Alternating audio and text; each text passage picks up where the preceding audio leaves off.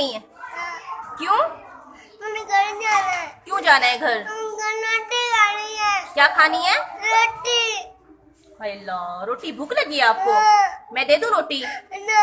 क्यों? दागले। साग के साथ खानी है? मेरे पास साग है, दूं? आलू मटर दागले। आलू मटर के साथ?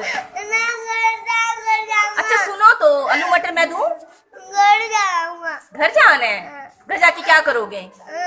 मुझे जाना है। करना क्या है उधर जाके? मैं जाना है किते। जाना है? कहाँ जाना है? दवाई लेने। दवाई देना, मैं दे देती हूँ दवाई आपको, मेरे पास रखी है। कान में लगता है, मैं कान वाली ड्रॉप भी। अच्छा ड्रॉप, ड्रॉप लेके आना, ड्रॉप भी रखा है मेरे पास। ना मोबाइल शहर से लेके आना है? रोटी खा के घर इधर स्कूल आ जाओगे दोबारा? अच्छा फिर रोटी आप इधर से ही खा लो, मेरे पास है रोटी। और क्या करना है फिर आपने? घर जाऊंगा। क्या? घर जाऊंगा मैं। घर जाना है? अच्छा गेट खोल दे। गेट खोल दूं?